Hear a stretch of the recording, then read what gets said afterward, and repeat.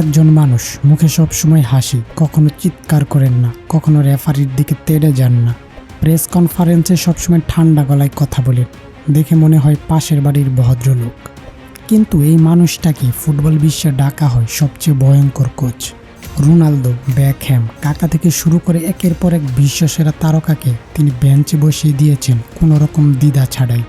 আজকের ভিডিওতে আমরা জানব কেন কার্লো আনচেলত্তির এই নরম হাসির আড়ালে লুকিয়ে আছে ফুটবল ইতিহাসে সবচেয়ে ঠান্ডা মাথার, সবচেয়ে নির্দয় সিদ্ধান্ত নেওয়া একজন কোচ। কার্লো আনচেলত্তির জন্ম ইতালির এক ছোট্ট গ্রামে 1959 সালে। ফুটবলার হিসেবে তিনি খেলেছেন রোমা আর এসি মিলানে। মাঝমাঠের একজন দক্ষ খেলোয়াড় ছিলেন, কিন্তু তার আসল পরিচয় গড়ে ওঠে কোচ হিসেবে। মজার বিষয় হলো আনচেলত্তিকে কখনো মাঠের ধারে চিৎকার করতে দেখা যায় না, রেফারির সাথে ঝগড়া করেন না, সাংবাদিকদের সাথেও কথা বলেন হাসি মুখে, নরম গলায়। বাইরে থেকে দেখলে মনে হয় এই মানুষ বুঝি খুব সহজ, সবাইকে খুশি রাখতে চান। কিন্তু ড্রেসিং রুমের ভিতরের গল্প সম্পূর্ণ আলাদা। যেই খেলোয়াড় তার প্ল্যানে না থাকে, যতই বড় নাম হোক না কেন, তাকে কোনো রকম মায়া না দেখিয়ে বেঞ্চে বসিয়ে দেন। আর এই কারণেই খেলোয়াড়রা তাকে সমীহ করেন, কেউ কেউ ভয়ও পান। আনচেলত্তির এই নির্দয় সিদ্ধান্ত নেওয়ার অনেক উদাহরণ আছে ফুটবল ইতিহাসে। এসি মিলানে থাকার সময় তিনি এমন সিদ্ধান্ত নিয়েছেন যা অনেক কোচের পক্ষে নেওয়া কঠিন হতো। বড় বড় তারকাদের সাথে তার সম্পর্ক ভালো থাকলেও দলের প্রয়োজনে তিনি সবসময় নিজের সিদ্ধান্তে অনড় থেকেছেন। রিয়াল মাদ্রিদে যখন তিনি প্রথমবার কোচ হয়ে আসেন, তখন দলে ছিলেন একের পর এক গ্যালাকটিক তারকা। কিন্তু আনচেলত্তি সবাইকে খুশি করার চেষ্টা করেননি।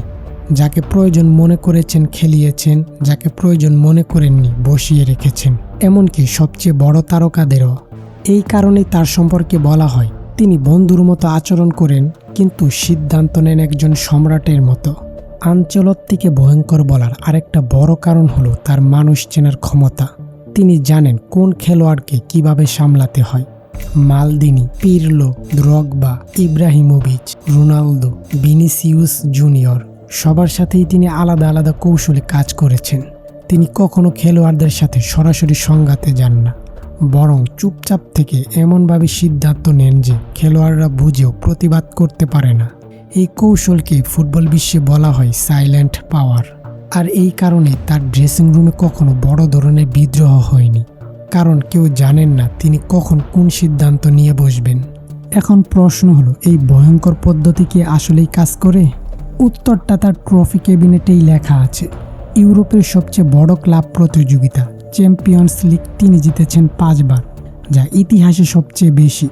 মিলানের হয়ে 2 বার আর রিয়াল মাদ্রিদের হয়ে 3 বার।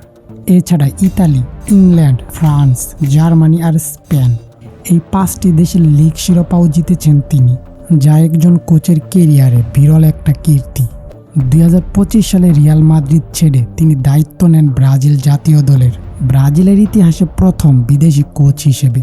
তাহলে বলা যায় আনচেলত্তি আসলে রাগ বা চিৎকারে ভয়ঙ্কর নন, তিনি ভয়ঙ্কর তার নীরব সিদ্ধান্তে, তার ঠান্ডা মাথার হিসেবে। যেখানে অন্য কোচরা আবেগের বশে সিদ্ধান্ত নেন, আনচেলত্তি নেন যুক্তি আর অভিজ্ঞতা দিয়ে। আর এই কারণেই তিনি ফুটবল ইতিহাসে সবচেয়ে সফল আর সবচেয়ে সমীহ করা কোচদের একজন।